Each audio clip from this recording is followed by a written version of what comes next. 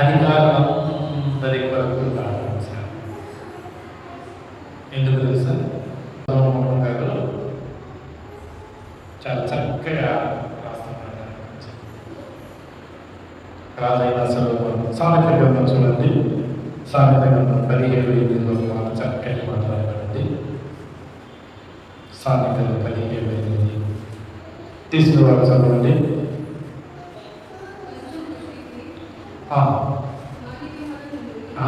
లంచము దృష్టికి మాణిక్యమలే ఉండును, అట్టివాడు ఏమి చేసినను దానిలో యుక్తిగా ఉండును.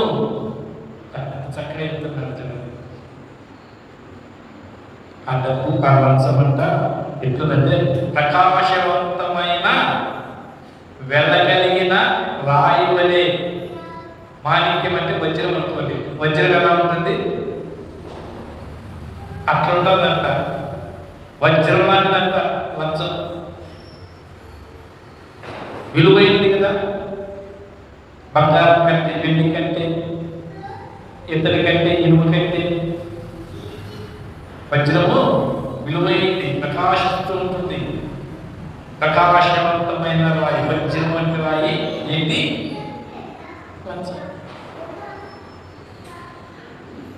వారి దృష్టికి, వారి కంటికి ఎలా కనిపిస్తాం,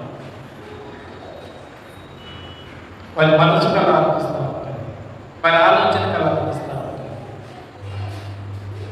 అందును బట్టి నీవు నేను మనం అందరం ఏం చేయాలి? వారి మారు మనసు పొందడానికి. అది వజ్రం కాదు.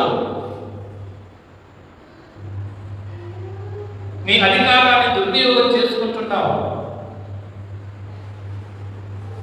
మేలు చేయవలసిన వాడు నీ కీడు చేస్తున్నావు అని వారి మనసు మార్చడానికి వరకు, వారి మనసు మార్పు చెందడానికి నిమిత్తం వరకు, వారి కుటుంబ క్షేమం వరకు, వారి పిల్లల వరకు క్షేమం వరకు, దేవుని శిక్ష నుండి వారిని విడిపించడం నిమిత్తం వరకు నీవు నేను దేవుని పాసనను విజ్ఞాపన చేయాలి. దేవుని సన్నిధానంలో వారి నిమిత్తం వరకు మనం మానంగా విసుకక దేవుని సన్నిధానంలో బ్రతిమలాడుతూ